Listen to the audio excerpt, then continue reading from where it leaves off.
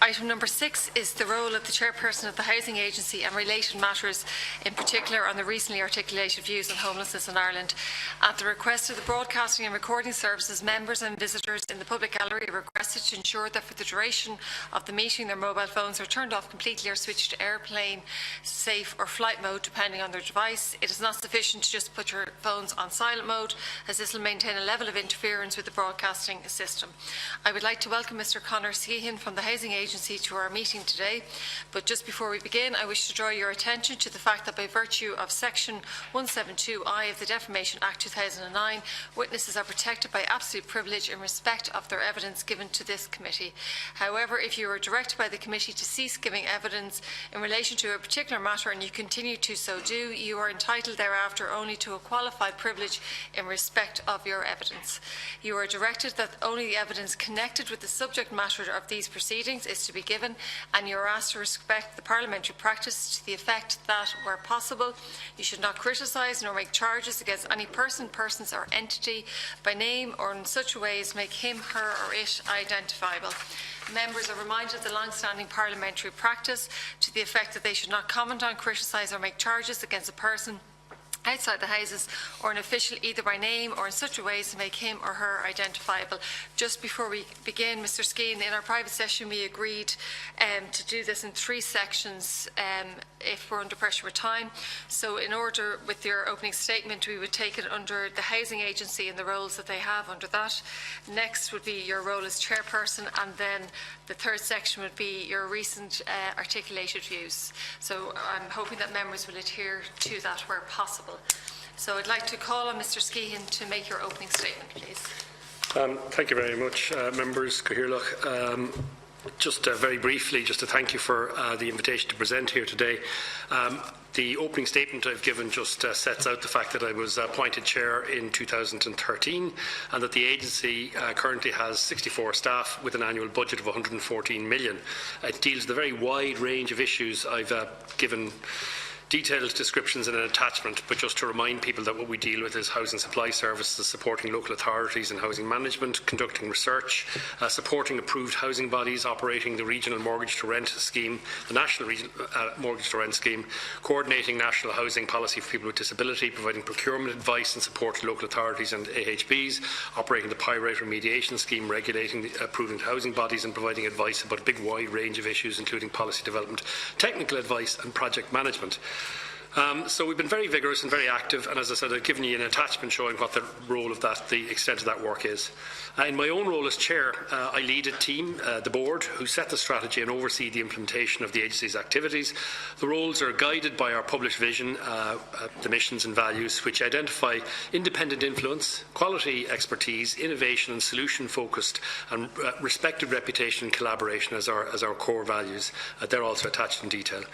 One of my roles as chair is to periodically meet with the Minister of the Department in order to discuss our performance. It's my practice at such a meeting to advise the Minister about housing issues and priorities, usually the first time I meet a new Minister, and I've given a typical such briefing from our perspective in Appendix 4. And then in my role, since I started, the agency has expanded its scope and scale considerably over that period. Again, there's an attachment setting out how much that's grown. That, in fact, is the reason that I notified the Minister in 2016 that I would not be available for reappointment, because of my belief that the continued expansion of the agency would demand a chair with deeper skills in financial and HR management than I possess. To this end, I instigated and implemented a succession programme that resulted in the Public Appointments Service identifying and recommending replacements, which proved to be unavailable when offered the position. As a result of this, I agreed in December last to continue the role until the replacement could be appointed. The Minister assures me that's proceeding as quickly as possible. So in the matter of homelessness and my recent comments to the media in the matter, just to draw your attention to the fact that prior to stepping down as chair, I agreed to give one press exit interview. The interview took place on the 2nd of December. It lasted for about 2 hours and covered the topics, or about the topic of what I'd learned in the last 5 years. Once it emerged that I wasn't going to be stepping down, I let the journalists know that I wouldn't be doing so. The Irish Times subsequently published 6 articles based on that interview over a period of 2 weeks, which is the matter that I understand this meeting to discuss. The matters, as I understand them, are my reported views on the following aspects of homelessness. The first being that there are too many homeless charities. The second being that homelessness is normal. The third, that people may be gaming the system. The fourth, that there is a need for vigilance about housing numbers. The fifth, that homelessness is a result of affordability. The next is that the attention to vacancies in arrears should be given higher priority. And the last is that housing behaviour by millennials is affecting supply. I'm happy to discuss this and any other topics that I may be directed to do so by yourself and by the committee. Right. Thank you, Mr. Skehan. And first person is Senator Victor Boyne.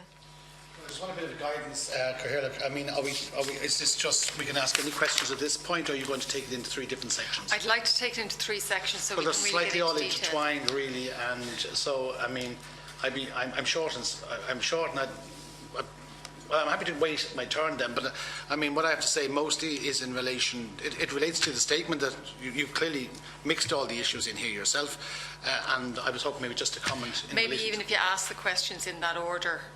Well, in that order, first I want to thank you for coming here, Mr. Skehan, and I do appreciate that. Secondly, I just want to go through them in a sort of order as they came to me here. A lot of it hinges really on your interview. You say, mind you, here that you gave one exit interview.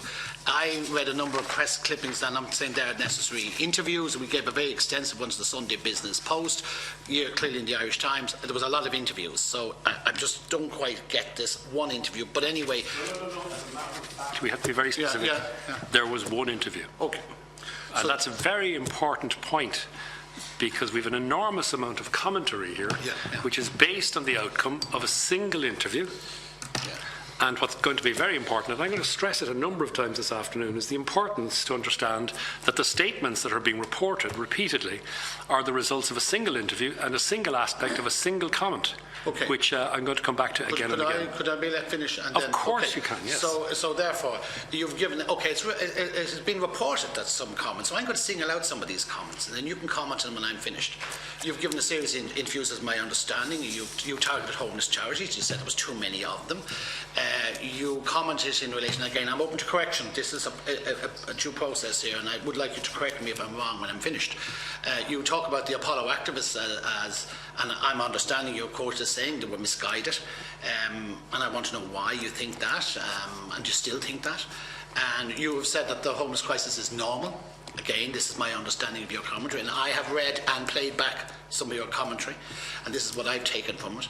You said that people are gaming the system, declaring homeless in order to get priority on the housing list. And that may or may not be the case. I'm not disputing. I just want to tease it out with you.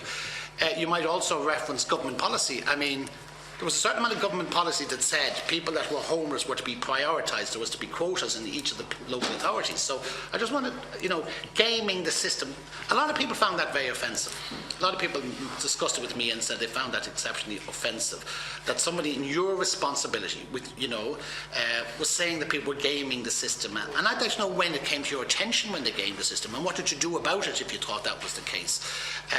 And your name became a byword, really. I suppose in summary, your name became a byword for the idea, and I think this is important, the idea that there was an official indifference to the human cost of homelessness. That's what some people thought. So I really want to wrap up. I'm not here to argue with you. I just want to pass on what I picked out. I found your remarks offensive.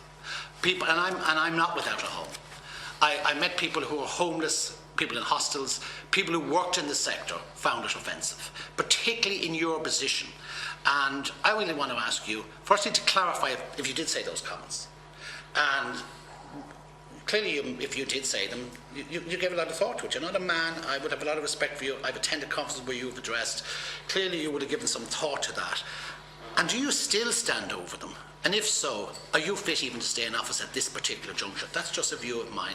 And I'd like you to, and finally to wrap up, did the minister summon you in, the current minister, and express some concern about the comments that you made? Thank you, Senator. Mr. Skehan. Would you like me to take all of this set? If that suits you, yeah. Absolutely, yeah. Thank you very much. Well, look, first of all, thank you very much, Senator, for the opportunity to clarify these, because this indeed is the essence of the issue as to what I did or did not say. So to get to the heart of the matter and the extent to which people have said to you that they find what I said was objectionable, hurtful or insulting, I think if you read what I actually said, it's the following. I said that there may be an issue and that should be investigated. At the risk of false flattery, I would continually draw your attention to the wisdom that you continually are told in this committee by Deputy O'Brien of the importance of having policy based on evidence, the avoidance of anecdote, the avoidance of emotion. Am I correctly paraphrasing you?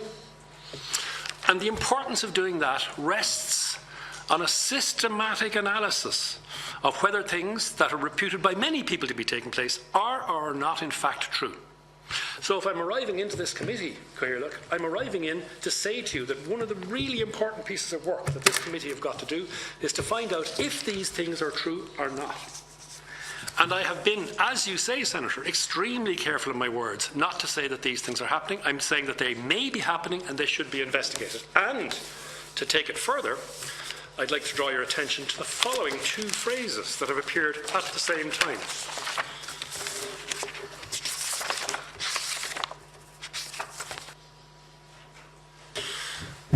There may well be a small proportion of people gaming the system, but there have been chancers since time began. Look at insurance fraud, for instance. If it's happening, I'm certain it's a tiny proportion. Or the following statement, Senator. No matter what you have, whether it's a social welfare system or a tax system or a housing system, some people will try to scam the system. That's just a reality. I'm absolutely sure there are some families who are declaring themselves homeless when they may not actually be homeless in order to jump the queue. And that's a tiny, tiny percentage of those families who are actually declaring themselves homeless. Now, Senator, the first of those remarks is by Mr. David Hall, the Irish Mortgage Holders Association, as reported in the Irish Independent, and I will provide the committee with the specific reference to that article.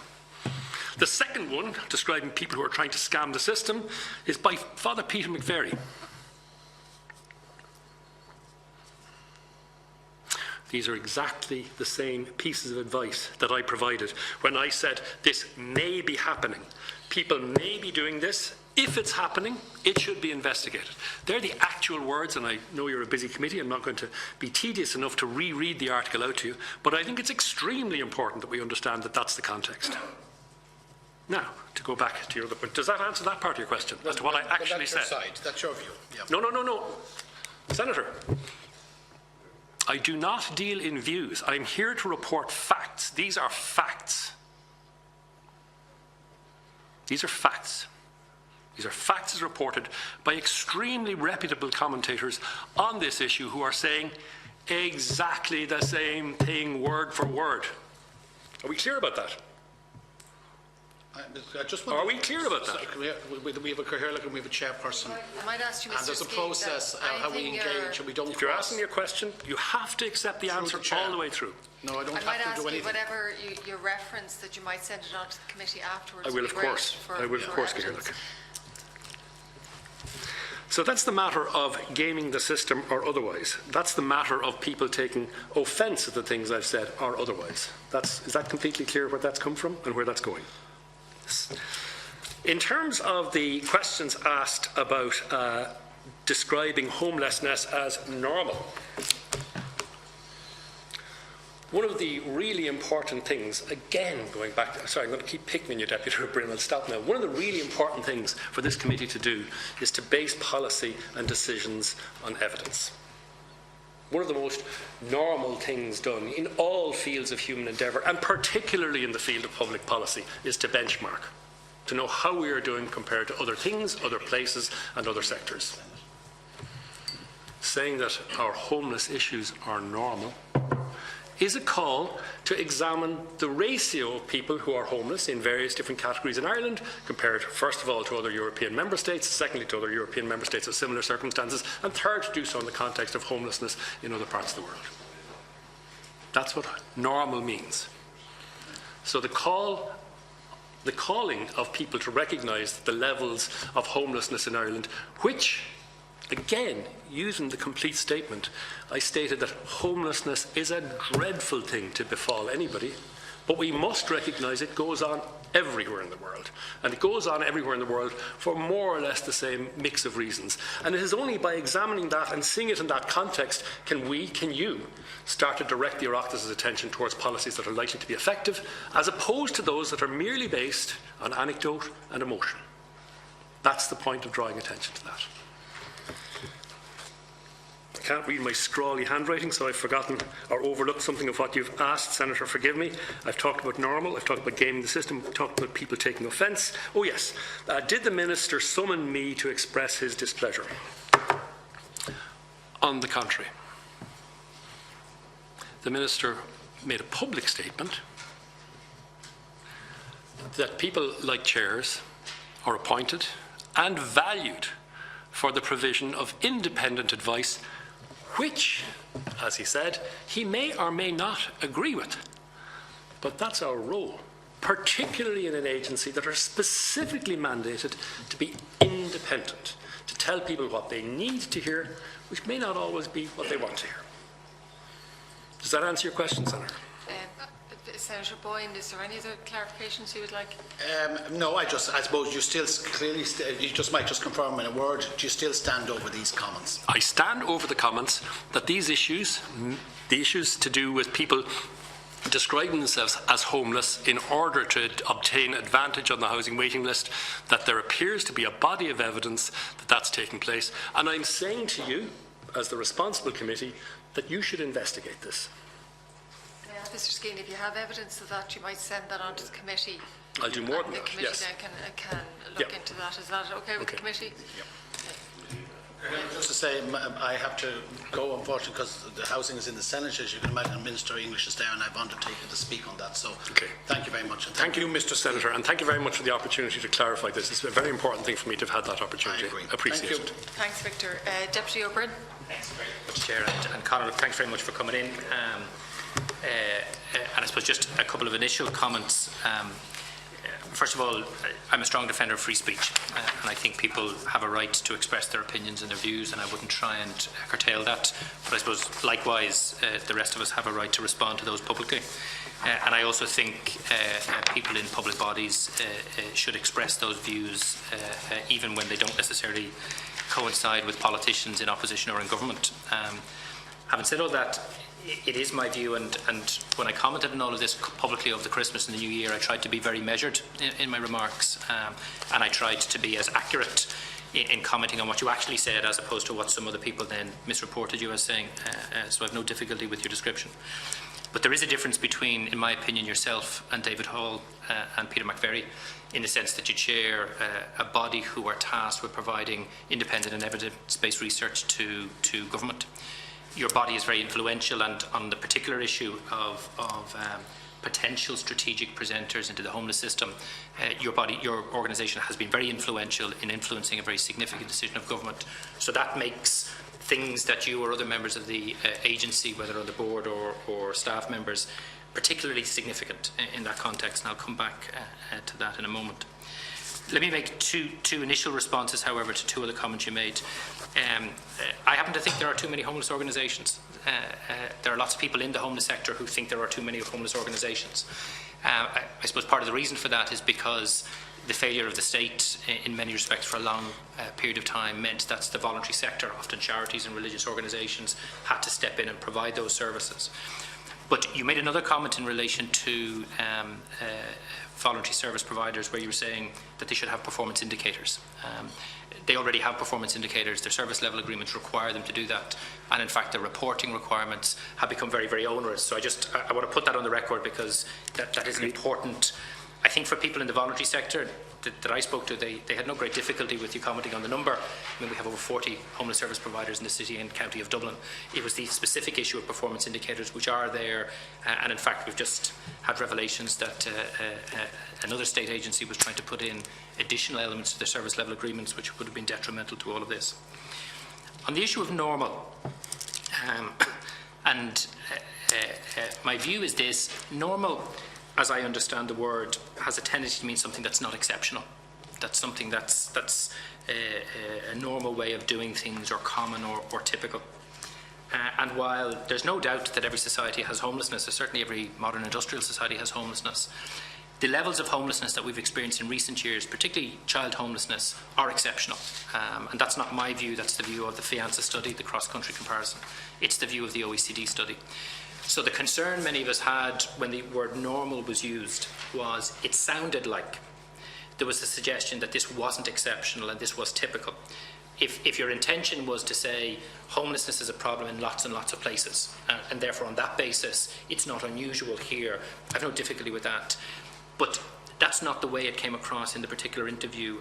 And for some people, and I was one of these, it sounded like, you know, like the old Christian saying of poverty is always with us, we should just accept it. And I know that's not your view, but I suppose I'd just like to convey to you that is how that came across in that interview on that radio station at that time, and that caused some difficulties. On the issue of the people maybe gaming the system, and look, most of us in this room have done lots of interviews, and we've come out of interviews unhappy the way in which our phrases have been presented. Sometimes we come out kicking ourselves at our choice of words. You know, we don't all get it right all the time, and I accept that, particularly in a 2-hour-long interview. Here's my specific concern with this, and this is why I did feel after that incident that you had crossed a line in your position as chair. And I say that as somebody, and I'm on public record as saying this, has a lot of respect for you, has a good relationship with you, and believe you contribute positively to our housing debate. The Housing Agency did do a study of this very issue at the government's request when they were reviewing the 50% priority allocation. And I read the report unofficially back then, and I read the report when I got it through FOI.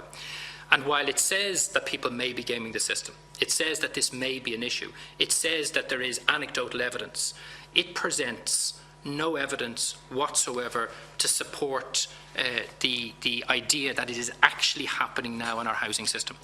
That is a report that your body produced and that you are aware of. But also there has been a very, very considered discussion inside the Dublin local authorities, inside the Dublin Regional Homeless Executive and with your body about this issue for a year. So what surprised me was not that you said this at the start of 2016, but given that this research was done and there was no evidence provided, given that we've had this debate, given that, for example, the Dublin Regional Homeless Executive, have they subsequently said publicly, do not believe that people are getting through the system as a result of strategically presenting, I thought it was a very unwise comment to even suggest people may be doing it. And the reason why is because it plays into a narrative that is out there in the public. You're not the fault of this narrative, but that these people aren't genuine. These people are just queue jumpers. These people are just trying to get into a council house quicker. And I know you presented your remark as a kind of a theoretical comment, as social scientists would, but I just think it was a really bad choice of words, particularly given the context that's there. And I will tell you, it has caused deep hurt. It wasn't your intention to do that, but it has caused deep hurt. I think it has undermined the Housing Agency, because it kind of suggests that this body that advises government think there's a problem here, where in fact I think John O'Connor subsequently came out and said he doesn't believe there's a problem in a subsequent interview. And you're absolutely right. I think we should be evidence-based. And if you or your organisation have evidence to suggest that this is actually a problem, then we have a conversation. But again, the one publication we have access to, and we had to get it by FOI, doesn't present it, and that's why I think we're in difficulty on this particular remark. And I would just like you to kind of reflect on some of that and come back to me on it. Okay. Mr. Skehan. Thank you, Deputy O'Brien. Measured as ever. Thank you very much, and thank you for the opportunity to open up those issues. Just try and take them in the correct order. I think the first thing, I suppose, is to just home in on the word your concern about crossing a line in terms of my role in the agency. The first thing to bear in mind is I'm chairman of the board. I'm not a member of staff. My job as chair, our job as the board, is to challenge our executive. Sometimes to say, well done. Sometimes to say, try harder. Sometimes to say, look harder. I teach, and one of these issues, which is the one you're coming up with here, which is the absence of evidence. Absence of evidence is a very specific thing we teach our students. There's an old phrase, that the absence of evidence is sometimes not the same thing as evidence of absence. And the way you teach the students that is you give them the example, which is that we're in a room, you send one of the students to the window, you look out into the lawn and you say, is there an elephant on the lawn? And they come back and say, there's no elephant on the lawn. Excellent, well observed. Say to the next student, over the window now and tell me if there's ants on the lawn. And the student comes back and says, well, I don't know, can't see any. Well, maybe you need to go out and look harder. This is the category of argument I'm putting to you here. The agency, and in my role as agency, as the man said, people send me stuff. So I'm going to read in maybe 3 or 4 examples from different aspects of stuff that people send me that gives me the grounds for saying exactly the remark that you're so concerned about. And if they are true, we all should be concerned about it. And if they're not true, we should all be relieved that they're not true, because they are precisely that class of data which you refer to as anecdote. No basis for policy. So we're both in complete agreement. Before you read that out, that there's no names or that anything can be attributed to anybody. I have, I'm just holding them up generally, I have blacked out anything that could identify anybody. I will make these available to the clerk to make sure this is clear. Not in any particular order. So one strand of evidence is social media. Through another business I have, I'm in the business of watching and seeing what takes place in social media. And one of the relatively common things we're coming across is group chats, where people are sharing information with each other about how to improve their condition. So here's a sample. This is a sample I've given you. So they just a very short little snap. And people are talking about what they can do or can't do to get into housing. And the exact quote is, of course you can. It's up to yourself. Meaning get yourself into the list. And this woman who's or claims in this note to be in emergency accommodation says, it's hard, but it'd be worth it. I'm on it with 3 kids, and by God it's hard, but I'll stick it out. I'll stick it out to get my forever home. You should think strongly about it. Your forever home.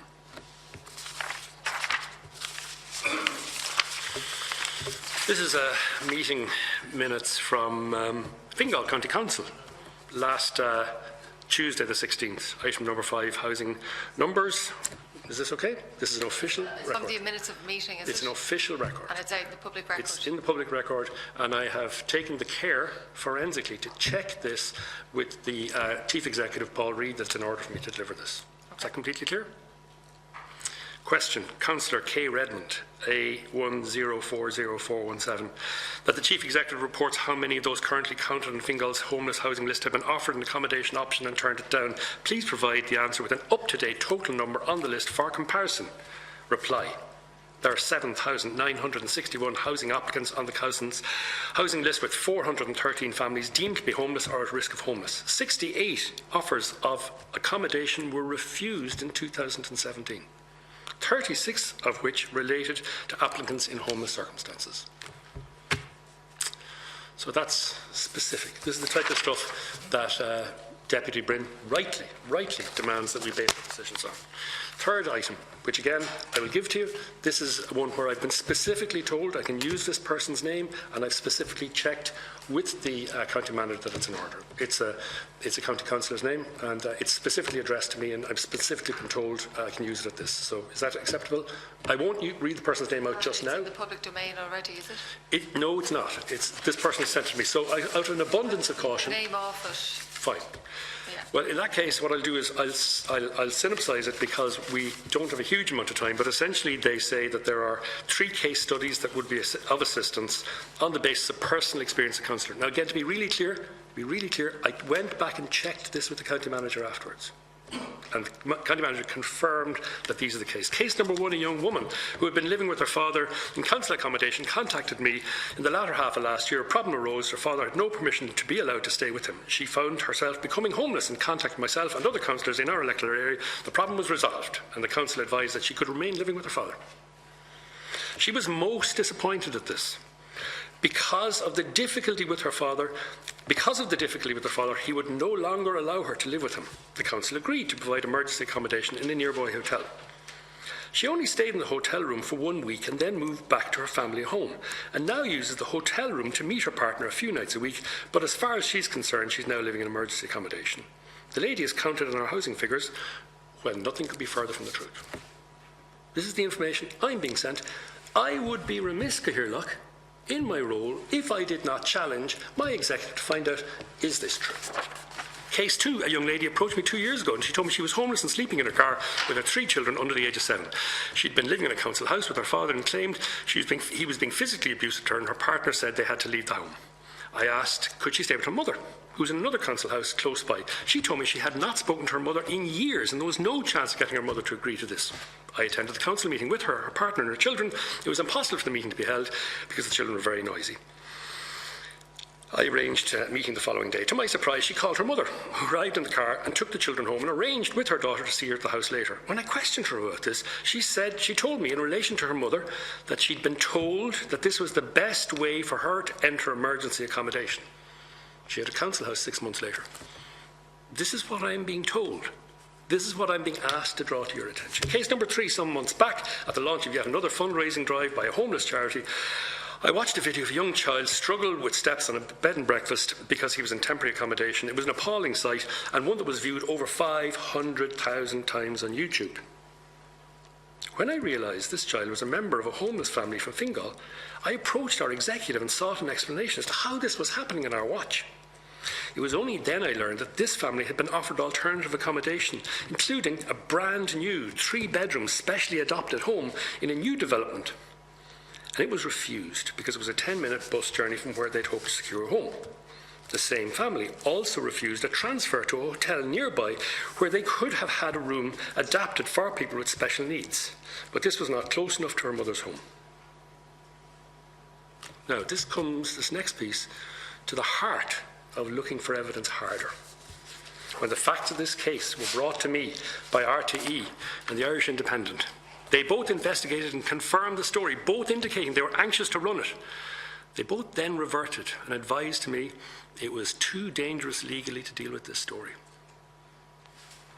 I won't deal with the rest of it. I think that answers your evidence question. What was your next question there, Ron? Let me respond to that because, and this is very important, and in some senses I'm even more concerned now than I was at the start, Conor. And again, I'm going to be as measured as I can here.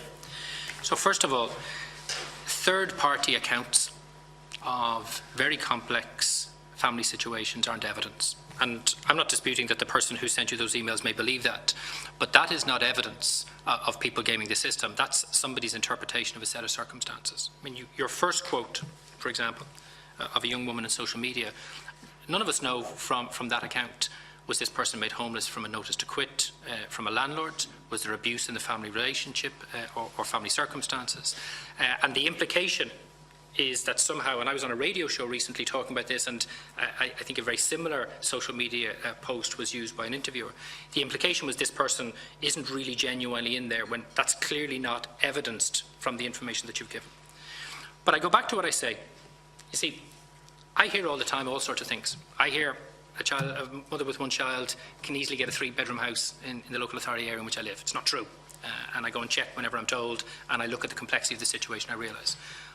But what I also want to say to you is, when somebody presents as homeless, and you should know this given your position, there's a very rigorous test. There is documentation required. They engage with professional local authority staff at the front line who make very difficult decisions every day to allocate very limited volumes of emergency accommodation. And if we're suggesting that even one family gets through that, we're suggesting that a wrong call was made by one of those staff. Likewise, if somebody is in emergency accommodation, and if they don't stay in that emergency accommodation of a single night, that emergency accommodation is taken away from them straight away by the local authority, the Dublin Regional Homeless Executive. I have no difficulty with somebody who might be in a B&B and hotel going back and staying with family and friends for some relief, and because in fact many of these emergency accommodation locations you can't spend the day there. There is nothing in what you've said that provides any evidence of gaming the system.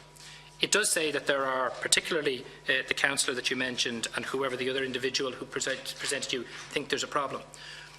All I'm saying is this is your organisation's report. They looked at the matter, and while they said that there may be a problem, they provided no evidence for it. And what I would say to you is if you're concerned that the housing agency's report isn't good enough, in the first instance, it should be your responsibility to get the housing agency to do proper research and produce a new report. But when you come out as the chair of the agency, and you're right, I understand the role of the board chair, but you are perceived to be a spokesperson for that organisation, because the ordinary punter on the street doesn't know the difference between a board member and a CEO and whatever else. And when you say the words gaming the system, even though there's a caveat before, that sends out a signal that there's a big problem here.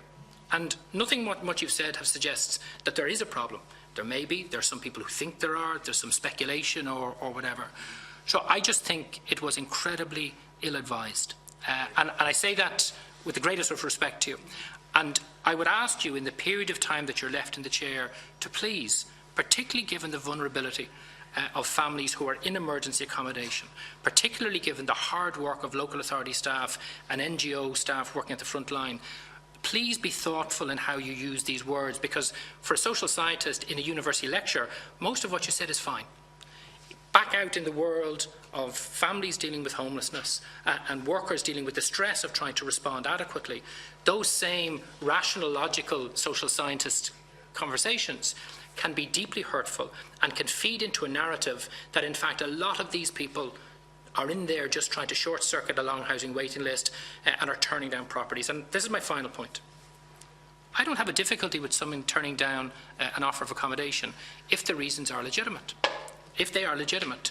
And nothing in what you said has given me any facts from the original source that those refusals might not have been legitimate. I have dealt with two homeless families, one homeless family in particular, and I fought with them tooth and nail because the offers of accommodation they were given, a family with special needs, were so wholly inappropriate for those families that in fact I think the council made a mistake. The council eventually agreed and they were eventually put in long-term accommodation appropriate to their needs. So again, we need to be careful that we don't feed unintentionally a whole set of very, very prejudicial narratives out there about what's going on.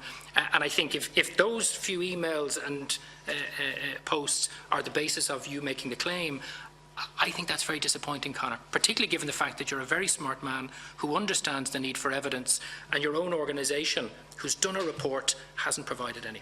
That'll be my last comment on the matter, Chair. Deputy, thank you very much for raising up the opportunity to address the most important of those points, which is that the report that he's alluding to was prepared 2 years ago.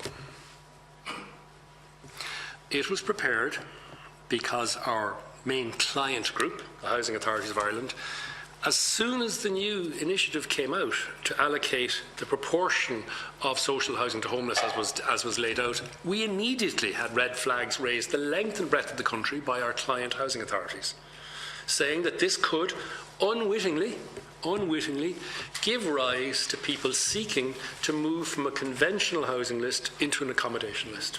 So you will agree that that's the time we're talking about. Deputy O'Brien, as ever, is correct. There was no evidence at that time that this was occurring. And that's why no evidence was included in that report. Because the agency were doing what we are supposed to do, which is to send up red flags into the system to say there's a potential problem here, be aware of it. That was the agency doing its job. And to the department and the minister's credit, they did something about it almost immediately. Okay, so that's a very important thing that he's raising, and there's a reason that that report did not have the materials in it. In the matter of vigorous scrutiny, the next piece of evidence is similarly from one of these social media sites.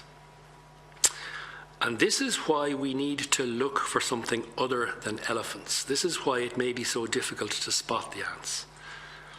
This one says the following. Hi there. Sorry, it's got a heading on it called a non-post. Hi there. I'm a social welfare inspector and was wondering if you could have this post anonymous in the group.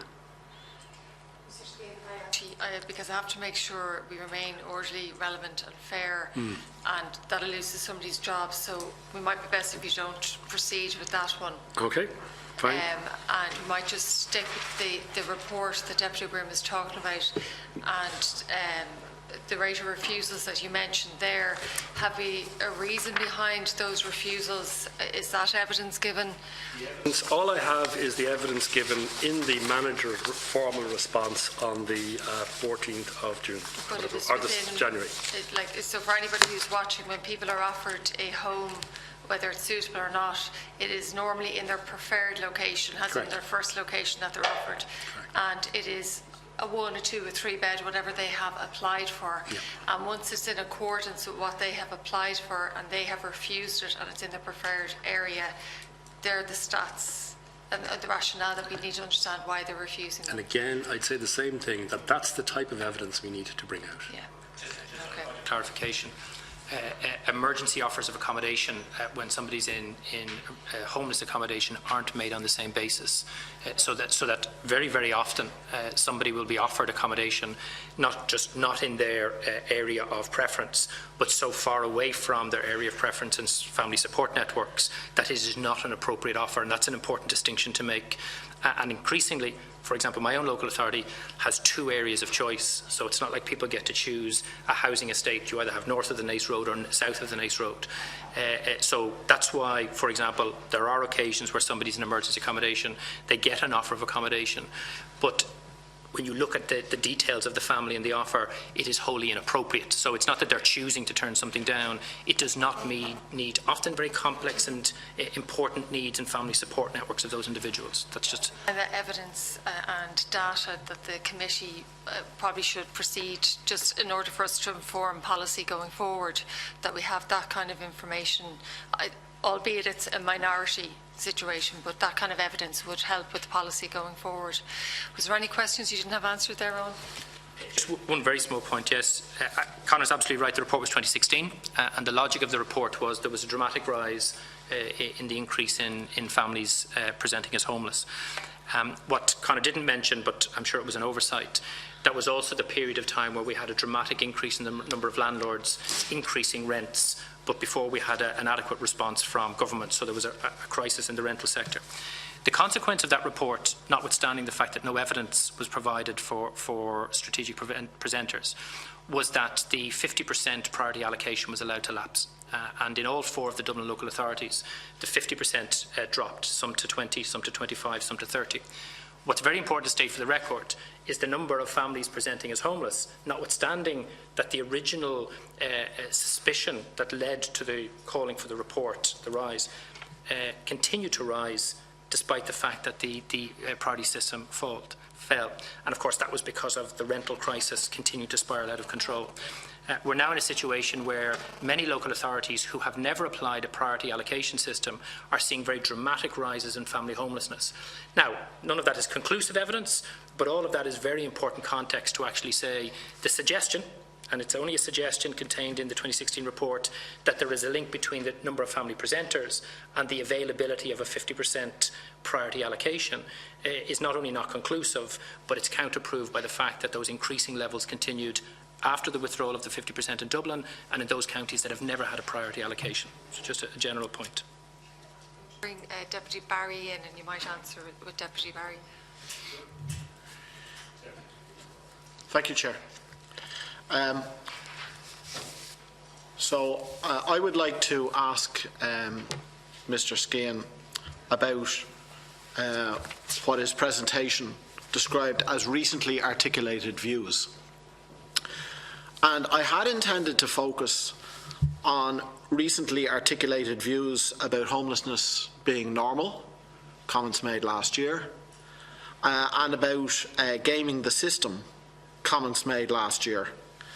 But I am now going to ask about articulated views that are far more recent than that, because I actually think that what you have said, Mr. Skehan, in this room in the last 30 minutes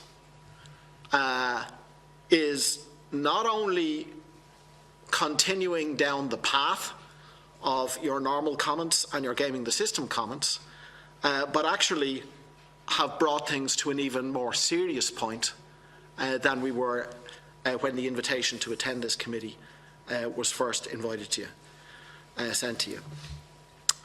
I've listened to the examples that you've listed there, and I have heard scraps of information.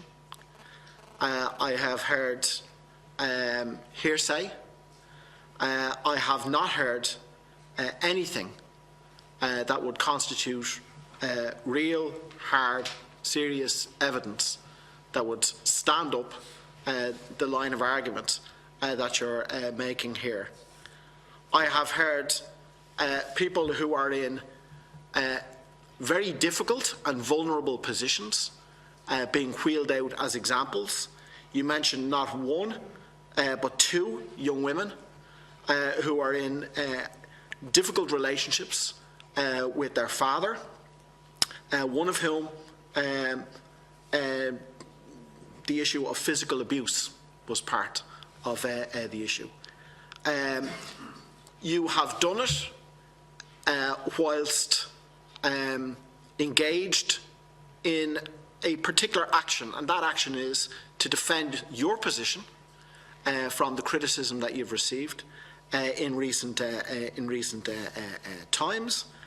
And I think the effect of your comments is to add fuel to the fire of a narrative that is out there, that's pushed by sections of the right-wing media, the old Victorian idea that we have the deserving poor on the one hand and the undeserving poor on the other hand.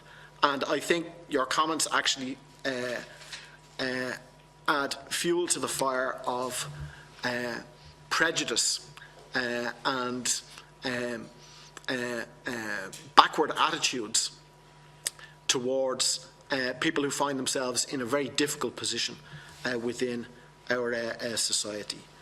I'd like to deal with some of the specific points that you raised.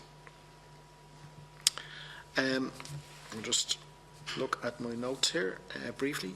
Yeah, the question of the minutes of Fingal County Council. 68 offers refused, 36 from people in homeless services. Circumstances. Homeless circumstances, yeah. I think anyone here who's a public representative, who's worked as a TD or has worked in a local authority as a councillor, that figure would not be a shocking figure. We deal with people in those circumstances all the time, and there can be any number of good reasons that will stand up why someone who is in a homeless circumstance would refuse an offer of a house, right? I had many debates on my old council in Cork City Council where there were Conservative politicians who said this woman wouldn't accept an offer because it was too far away from her mother, and they make a big issue of that. And the reason they make a big issue of it is that they live in a different world from someone who is a lone parent on a low income, in a stressful situation, trying to improve their situation by getting a part-time job, going out to work, getting a few bob together, but can't afford a babysitter. They need support from relatives and families. And people who don't live in communities like that, people who live in a different world, a more affluent world, don't understand that these are the realities of life for many people who are working class people with low incomes and so on and so forth. I've seen people turn down an offer of a house because there is someone who lives across the road from the house or around the corner from the house who has been threatening or violent towards them in the past, who is perhaps a known drug dealer in the area that that person has had difficulties with in the past. These are the realities of life for many people, and I suspect there's people high up in government, in the civil service, and with respect in the housing agency who don't understand the realities of life that people are struggling with in issues such as this. In terms of the examples that you gave about people with difficult situations with their fathers and physical abuse, actually, in my experience, difficult family situations show the opposite than a narrative that there are people who are gaming the system, right? For example, how many times have I come across this one? A relationship or a family unit breaks down. The people move back in with a mother or a father. That house is then overcrowded. There are tensions. The tensions become unbearable. The people present as homeless. The reason given is family breakdown. Are they gaming the system? They've been evicted. They've been subject to huge rent hikes. In fact, they tried to do the exact opposite. They tried to avoid having anything to do with the system. But yet, what do they get? Do they get help? Do they get assistance from your comments? No. They perceive that they're at the butt end of a cruel job. Now, you might say, they're not the people that you're talking about, right? You said today that it was a tiny, tiny percentage of people. It may be an issue. If I was to walk out on the plinth and say that I think there may be corruption in the cabinet, and then I was to qualify my comments by saying that it may be an issue, or it's a tiny, tiny percentage of cabinet members, I know that that wouldn't be the headline in the newspapers tomorrow, because I've been around the block. I've a little bit of experience in terms how the media, sections of the media operate, and the way in which comments are taken up. You're the chair of the housing agency. Just give me a chance. You're clearly not suggesting that. I'm just saying it to you. I wouldn't dream of making a suggestion No, such as I'm that. being very serious now. Yeah. You're clearly not suggesting anything. I'm clearly not suggesting that even a tiny, tiny percentage Thank you. of the cabinet. I'm just reminding that witnesses are expected to be treated fairly and with respect and consideration, and at all times are protected by absolute privilege, and that works both ways for the committee members too. So I know. I'm just reminding the members. But Chair, I think you know what I'm saying, and I think you know that I'm not making agreeing a... with anything you just said there. I'm being impartial here, and I'm trying to protect the members, and I'm protecting the witnesses, that everybody is protected by absolute privilege in here. And that's all I'm reminding you of. Do you want Mr. Skehan to answer your questions? I'll finish my point and then ask him to reply. Thank you. I'm merely using an extreme example to make a point. Right? The chair of the housing agency should know better. The chair of the housing agency should know how his comments will be taken up. And I have to say, I'll be blunt with you, I suspect that you did know. I think you did know how those comments would be taken up, and I think that there are people who are high up in this country, high up in politics and high up in the government, who like that narrative of the deserving poor and the undeserving poor. It's a divide and rule narrative, it's a Tory narrative, you're being called out on it, and the comments that you've made today are at least as bad, if not worse, than the comments you've made previously, and are grounds in and of themselves to ask for your resignation, which the Minister should ask you to do, but he won't, because I think you're playing quite a useful role for the government. I'll leave it at that. Mr. Skehan. Okay, thank you. I suppose start at the end and work back. The person you're describing who said it's a tiny, tiny percentage was Father Peter McFerry. I didn't say that. The person who said a tiny proportion was Mr. David Hall. I didn't say that. I was very careful in the words I used, which was to say if it were happening, it might be in one or two constituencies only. I'm careful with my words. In terms of the deserving and undeserving poor, it's the opening slide in my lecture that I give people about housing. Housing is one of the things I teach in DIT, and I specifically draw attention to the potential for this to be kidnapped or hijacked by people who want to use it for socially divisive means. So I'm well aware of the potential for hurt. I'm well aware of the potential for people to feel defamed or otherwise injured by these. But I am not saying this to comment on the 400 or 600 people in Fingal. I am saying this for the 85,000 people who are on our housing waiting list. The 85,000 people who, to use the words of Father Peter McFerry, may actually find themselves having a queue jumped. Okay, I'm not even going to talk about what happens when you start the business of identity politics, of saying you're in my group or the other.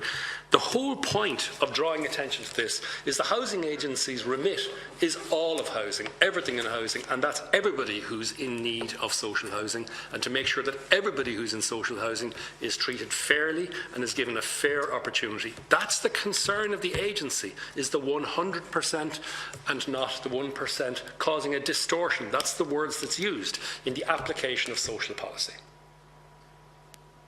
It's the 85,000 that I'm worried about.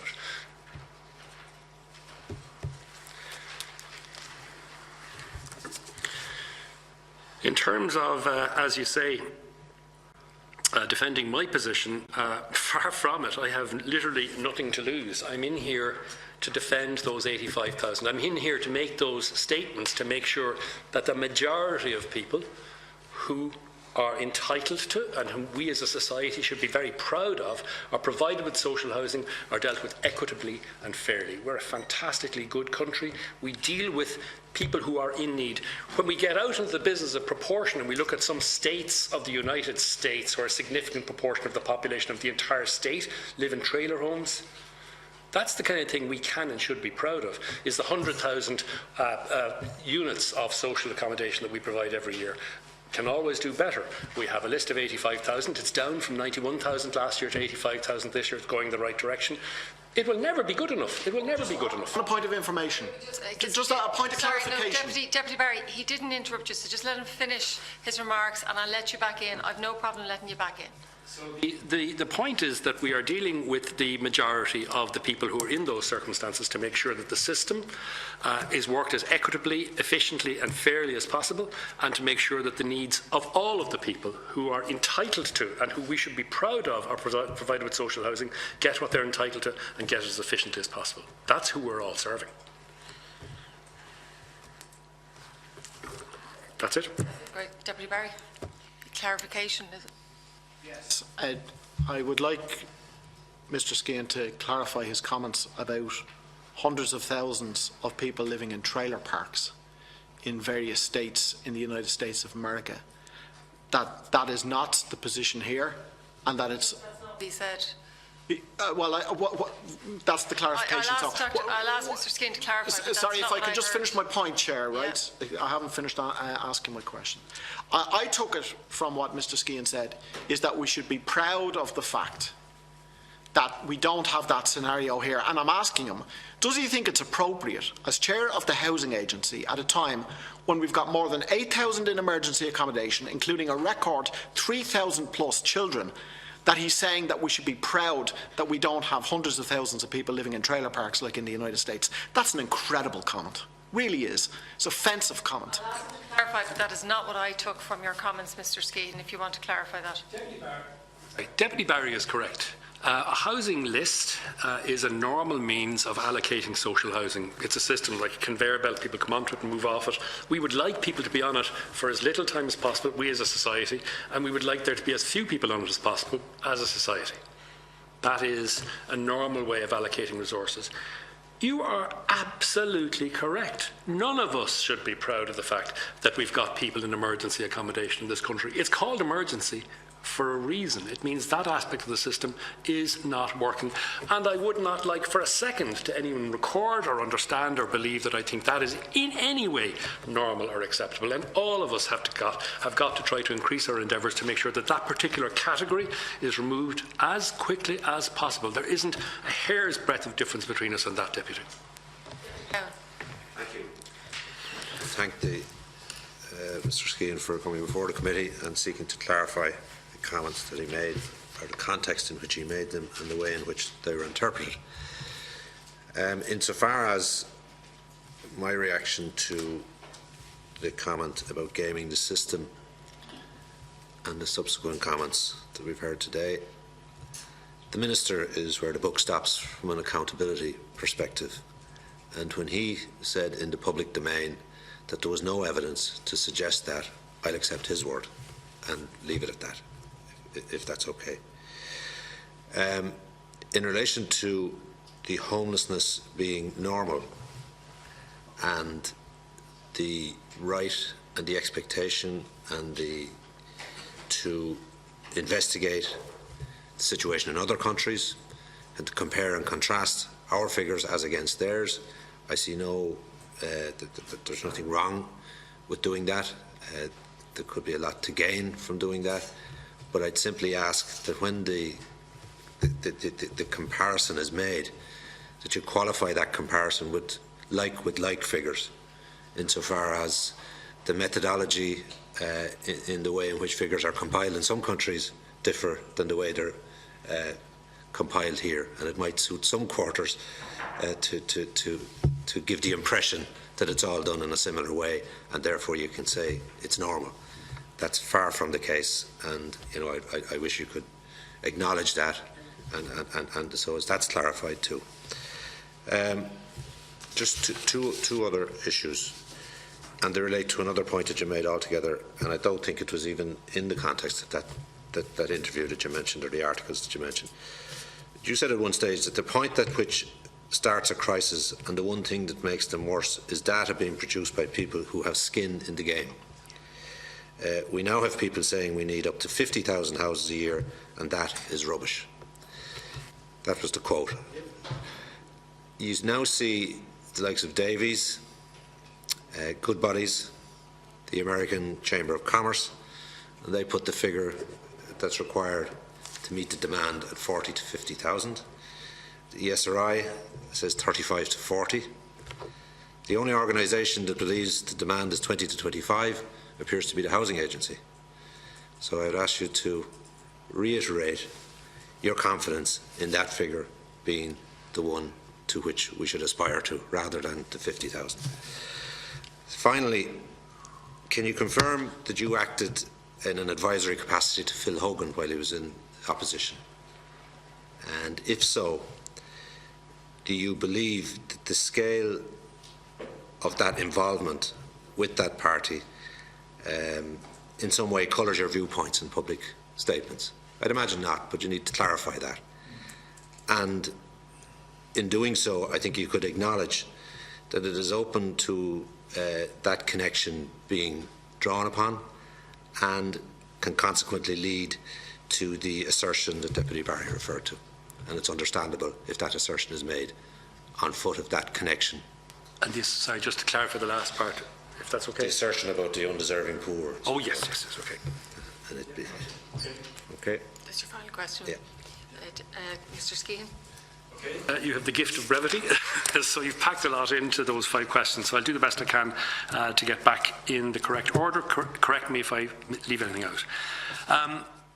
In the matter of no evidence, you're absolutely correct. The Department of the Minister said they've no evidence of it. Our advice back to the Minister is the elephant in the ant one. Look harder, Minister. That's our job, to give independent, objective advice and to tell people things they don't want to hear. That's the Minister's position. He says, I say things he may not agree with or like. That's my job, to call the shots as I see them.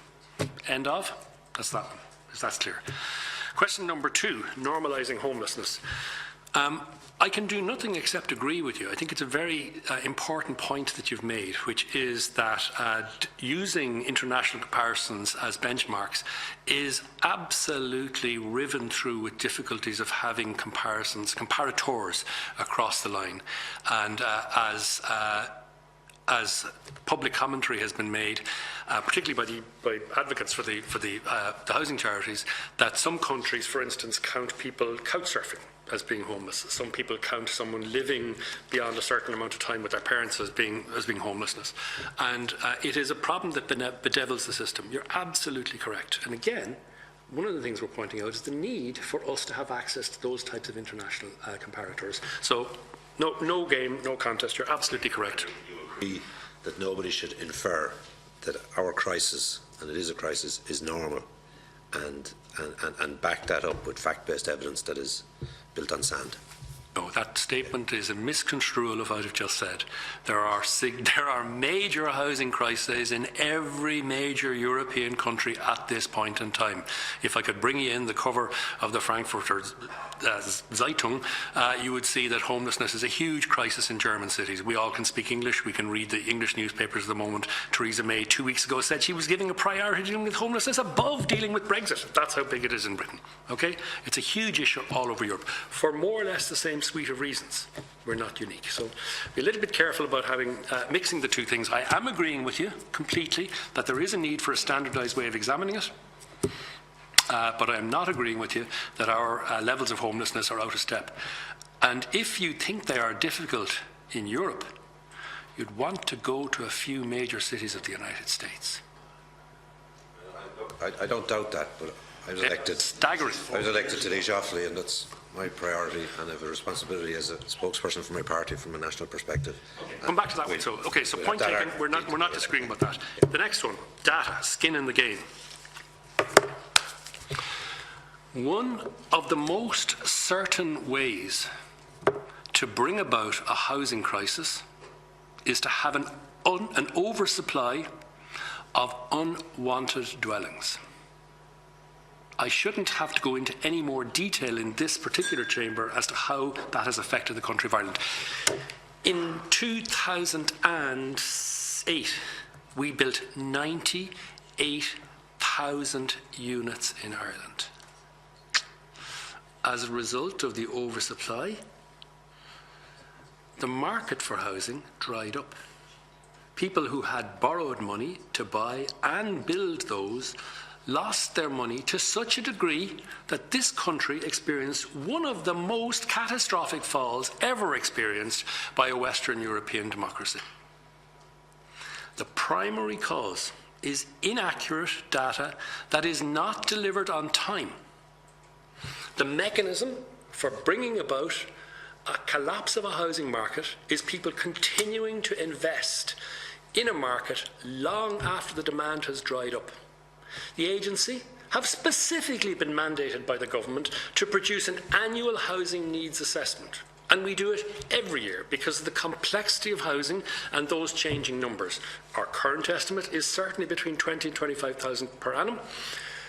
And we are, and poor old Conor McQuilla, that's not said badly, but the Davies and those types of people and myself argue long and hard about the lack of wisdom of people making excessive projections as to what the housing supply should be.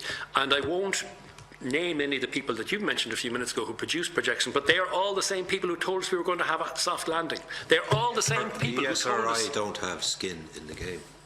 Oh, they certainly do. Reputational. We need to be careful here. Yeah. So just going back to the single point of information, point of fact, the Housing Agency have a specific remit from the government to produce a housing needs assessment, which we do every single year. And I would plead with the committee. Stand over your 20 to 25,000. Absolutely. I don't agree with you. We'll agree to differ. Well, we don't do that on the basis of opinion. We do it on the basis of rigour. Well, I do it, and my colleagues do it on the basis of the representations we get. Okay, fine. We'll move on. We're not going to agree on that particular one. We've talked about the ESRI one, and then, the Phil Hogan one. That's an amazing one. Yes, I confirm that for many years when they were in opposition, I would provide advice to the Fine Gael party generally about matters to do with the environment, planning, all that kind of stuff. And it is the really exciting time in politics. I mean, the poor parties who are in government, they're stuck with defend, deliver, and announce. The really sweet time. I mean, I've been around this game for most of my adult life. The really sweet time in politics is when you're opposition and you have the time to think and talk and explore and develop new ideas. That's the really exciting time. I have no apologies to make for enjoying that so much. I have advised Jim Mitchell and Avril Doyle, and the list is as long as your arm. And the last one, just as they went into power, was Phil Hogan, certainly. Yes, absolutely. In terms... That's a matter of public record. Absolutely nothing to apologise about that. Whether that means that you can associate that, and I presume by that you mean Fine Gael, and I presume by Fine Gael you mean a party that would certainly be to the right rather than the left of politics. Is that your implication? I think that's a separate matter altogether. I think in terms of my role as chair of the housing agency, I would again repeat our duty is towards the majority, and in particular to the majority who may not have as much skin in the game as those people who have imagined access to power and money. We have to be the voice of the voiceless, and that's what I'm trying to do here today, to make sure that every single one of the people who are on the social housing waiting list are treated equally and that there is no distortion in that. That's the reason I'm here, and that's the reason I make those statements, and I have no apology to make for doing that. You don't have any apology. If you had, you wouldn't be in the position. You'd be resigning forthwith. I have a couple of questions, but Deputy Byrne, you have a clarification you want to come in on, is it? Or No, a supplementary question, but if you want to go ahead, I'll come in after you. Yeah, it's just a couple of questions. And obviously the main meeting has been around a couple of comments that were made before Christmas. Unfortunately, I think you've well addressed those. I wanted to focus in more of the work of the housing agency and the role that they have in delivery in housing supply services. You mentioned there that our social housing list has gone down from 91,000 people to 85,000 in the last year.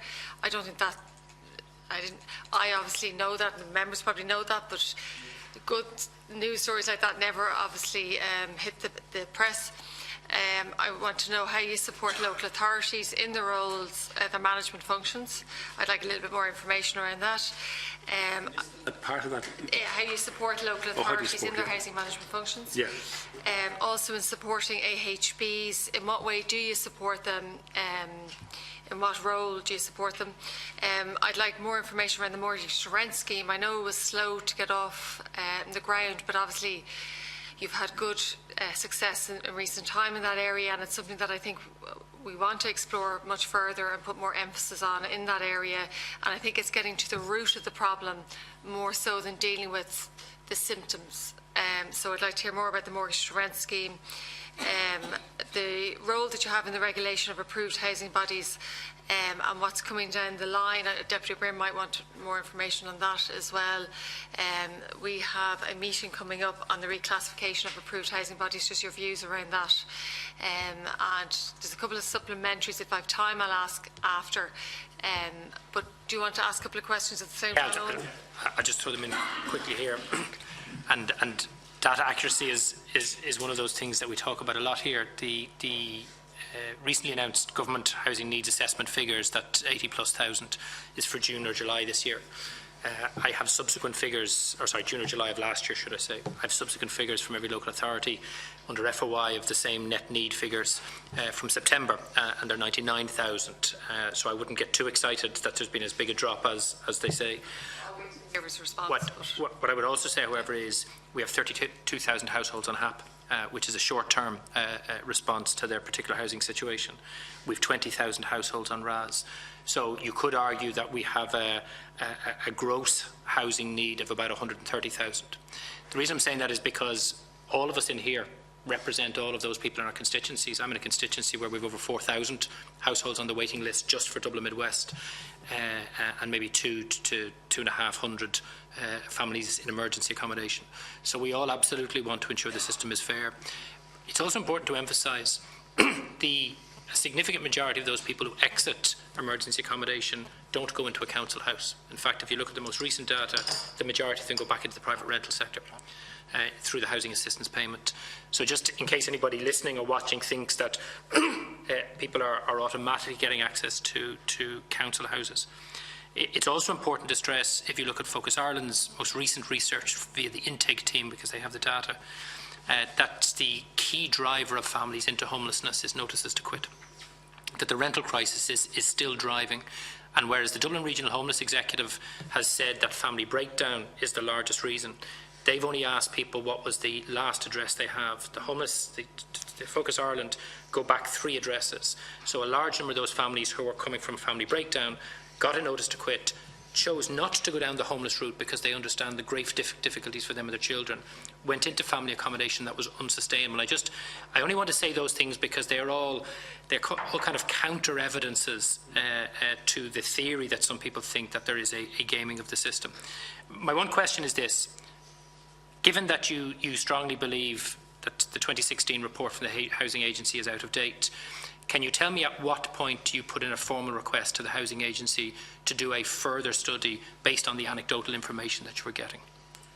Have I any further questions? Because we'll be coming near time. Pat or Barry, I've Mick coming in. You're okay, Mick? Thanks, Chair. It's just a very brief question.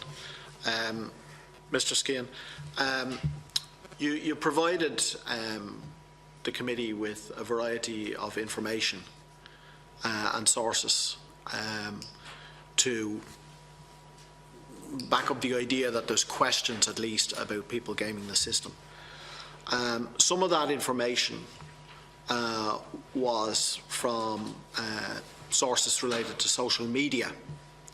And I think, I stand to be corrected on this, but I think you indicated that you were involved in some other operation, some other business, and you'd obtained some of this information in the course of that business, monitoring social media or something like that, and then you provided us with the anecdotes.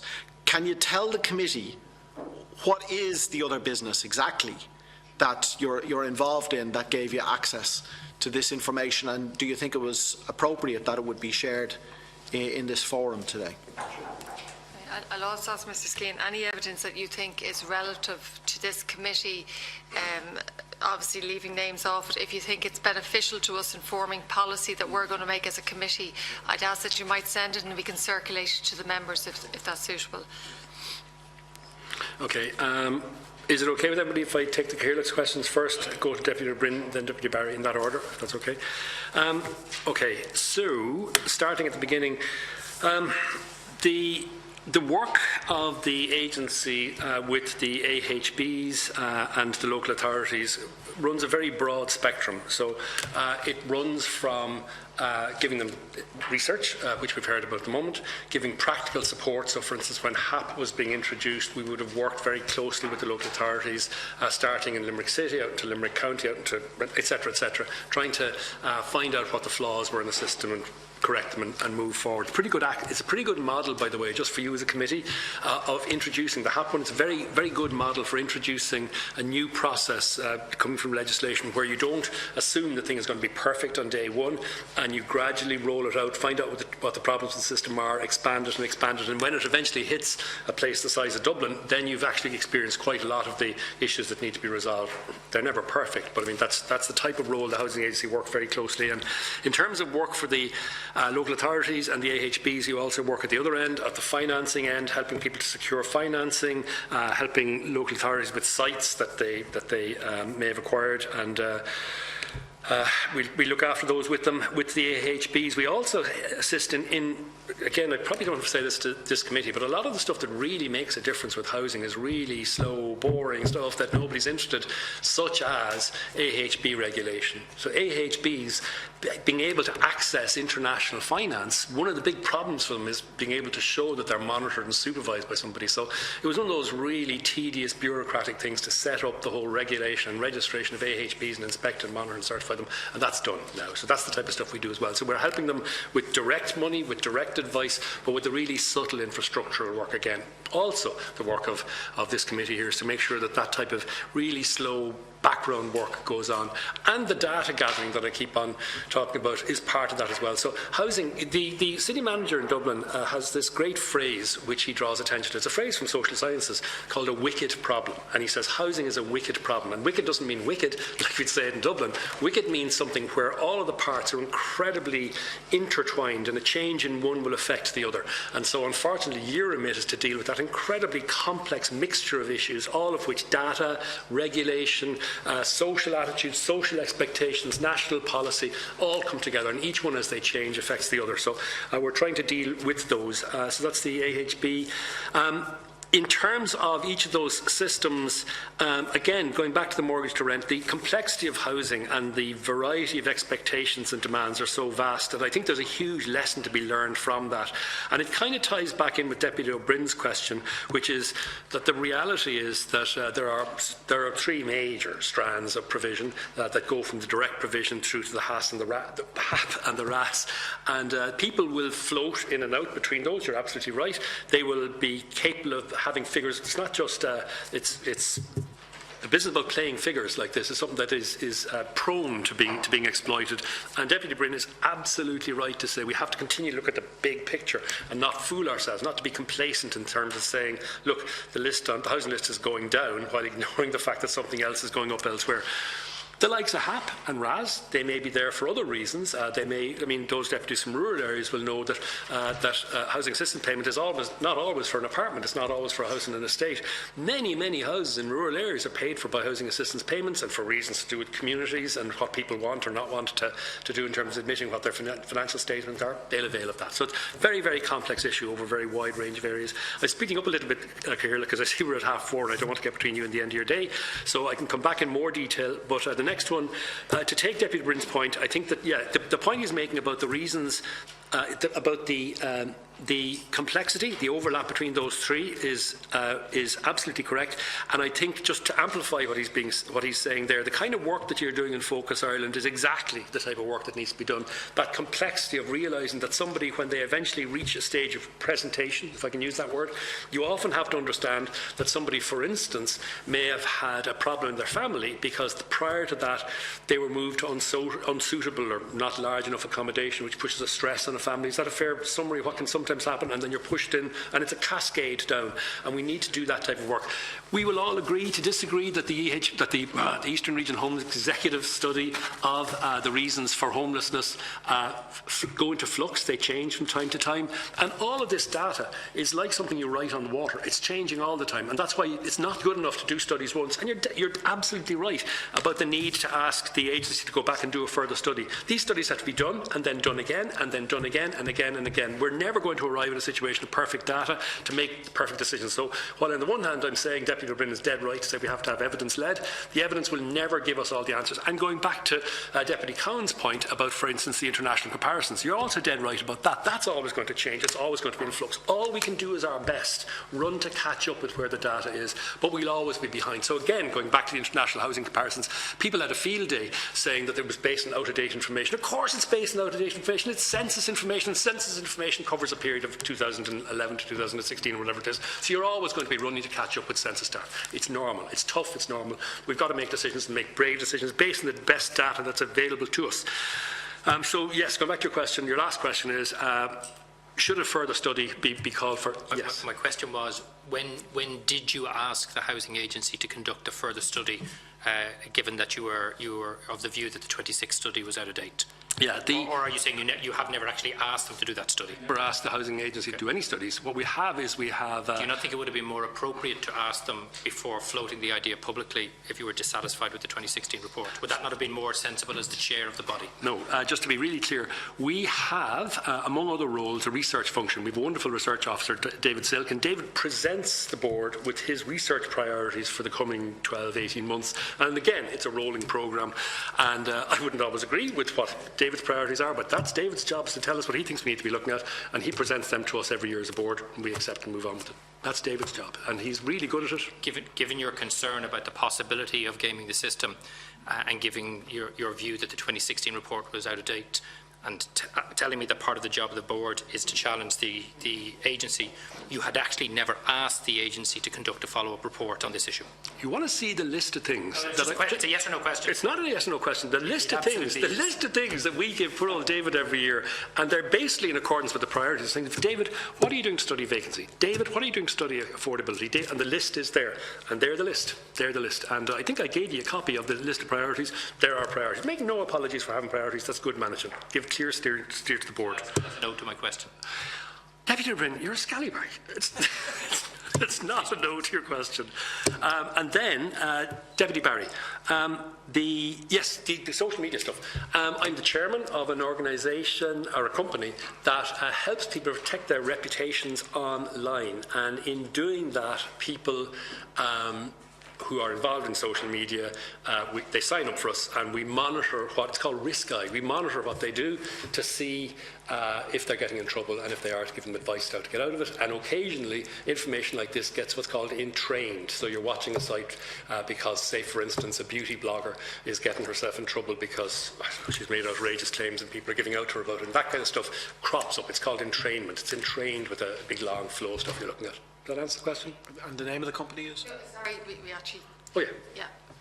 can't, because they're not here to defend Advertise themselves. commercial products in the building. Yeah. Good point, Deputy Brennan. Thank you. So, Well cautioned. Thanks very Any much. further questions for Mr. Skehan? Okay. Can I thank Mr. Skehan for coming in? I don't think anybody could underestimate the passion that you have in this area.